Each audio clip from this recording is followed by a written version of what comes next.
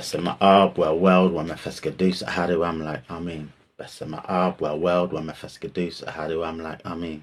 Besamaab, well world, wa mefeskadus, ahadu amlak, amin.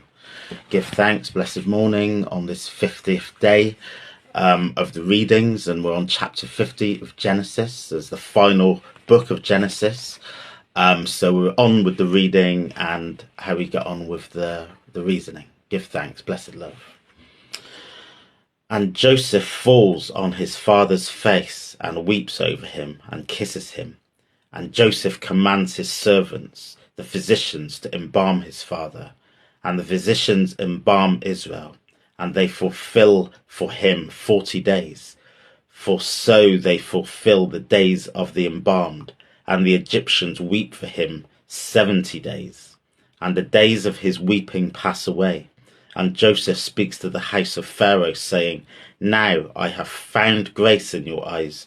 Please speak in the ears of Pharaoh, saying, My father calls me to swear, saying, Behold, I am dying in my burying place which I have prepared for myself in the land of Canaan. There you bury me, and now please let me go up and bury my father, then I return. And Pharaoh says, Go up and bury your father, and he caused you to swear. And Joseph goes up to bury his father, and for all the servants of Pharaoh go up with him, the elderly of his house, and all the elderly of the land of Egypt, and all the house of Joseph and his brothers, and the house of his father. Only their infants and their flock and their herd have they left in the land of Goshen. And there go up with him both chariot and horsemen, and the camp is very great. And they come to the threshing floor of Atad, which is beyond Jordan, and they lament there, the lamentation great and very grievous. And he makes for his father a mourning 7 days. 11 and the inhabitant of the land, the Canaanite, sees the mourning in the threshing floor of Atad, and says, A grieving mourning is this to the Egyptians, therefore one has called its name, the mourning of the Egyptians, which is beyond Jordan. And his sons do to him as he commanded them. And his sons carry him away to the land of Canaan, and bury him in the field of Machpelah, which Abraham bought, and with the field of possession of a burying place from Ephron the Hittite on the front of Mamre.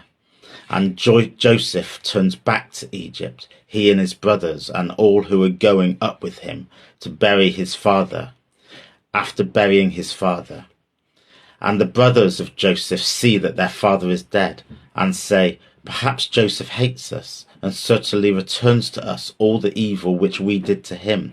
And they give a charge for Joseph, saying, Your father commanded before his death, saying, Thus you say to Joseph, now please bear with the transgressions of your brothers and their sin, for they have done you evil. And now please bear with the transgression of the servants of the God of your father. And Joseph weeps in their speaking to him. And his brothers also go and fall before him, saying, Behold, we are to your servants. And Joseph says to them, Do not fear, for am I in the place of God? For as for you, you devised evil against me. God devised it for good, in order to do as it is this day, to keep alive a numerous people. And now do not fear, I nourish you and your infants. And he comforts them and speaks to their heart. And Joseph dwells in Egypt, he and the house of his father. And Joseph lives 110 years. And Joseph looks on Ephraim's son of a third generation. Sons of Machir, sons of Manasseh, have been born on the knees of Joseph. And Joseph says to his brothers, I am dying, and God certainly inspects you, and has caused you to go up from this land to the land which he has sworn to Abraham, to Isaac, and to Jacob. And Joseph causes the sons of Israel to swear, saying, God certainly inspects you, and you have brought upon my bones from this place. And Joseph dies, a son of 110 years, and they embalm him, and they put him in a coffin in Egypt. For these few words I give thanks, blessed love. So, yes, the concluding chapter of Genesis, and we see the death of two large figures, two large characters in Genesis. And this last part, Jacob himself, Israel, dies, and he swears to Joseph to agree to take him back to the land of Canaan to be buried in the tomb of Abraham and the tomb of Isaac, where Rebekah was also buried. So Joseph then asks Pharaoh for permission to go back, and Pharaoh agrees. And it's significant on here as well because Jacob is embalmed in an Egyptian style, and that allows the journey back from Egypt to Canaan, with that preservation of the body. So Jacob is then buried in the tomb. And then after that point, the brothers then get nervous, thinking that Joseph's going to take revenge on them for them selling him into slavery all those years ago. And he says, do not worry. What you did was evil, but I've used that evil for good. And God wanted me in that place to save people, because obviously he used his position to save the people of Egypt and Canaan during the long famine. So Joseph's very clear that he holds no malice or revenge against his brothers, but he just swears to them that when I eventually die, please bring me back to the land of Canaan, because he also wants to be buried in the land of his father. And then quite soon, Joseph himself dies, and it says at the age of 110. But he is buried in the first instance in Egypt, and it says, and he is put in a coffin in Egypt at the end of this chapter, and it kind of leaves it on a cliff edge. But he has asked his brothers and his people that he does want to be buried in Egypt. He wants to be buried in Canaan in the future. So we will see when that happens, or if that happens.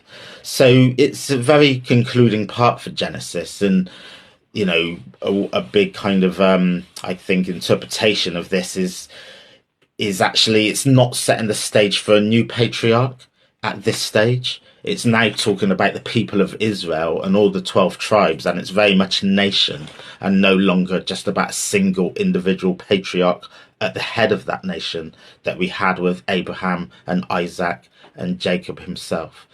Joseph was the leading figure, if you like, that looked like he's becoming the main patriarch.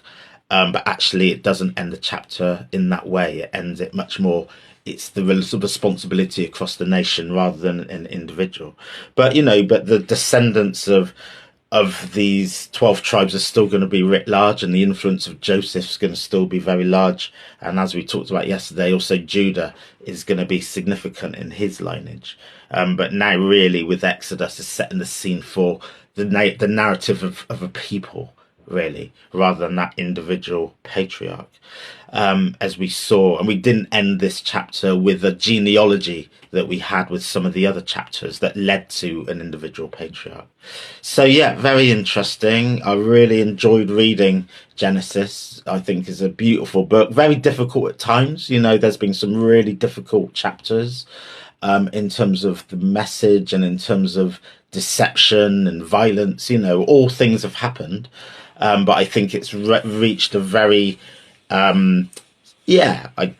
would be the word? Satisfactory resolution to bring to a close this particular point of the relationship between God and humans, because this was the start of it. And now on to the next stage with Exodus, which will be starting tomorrow morning, God willing. So give thanks those that are listening to this. Give thanks those that have been trotting along with these 50 days. Even if you've just been popping in and out, it does mean a lot that you've been listening and engaging. And look forward to the days ahead. So give thanks, have a blessed rest of the Sunday, and enjoy all you do. Blessed love. God be the God away.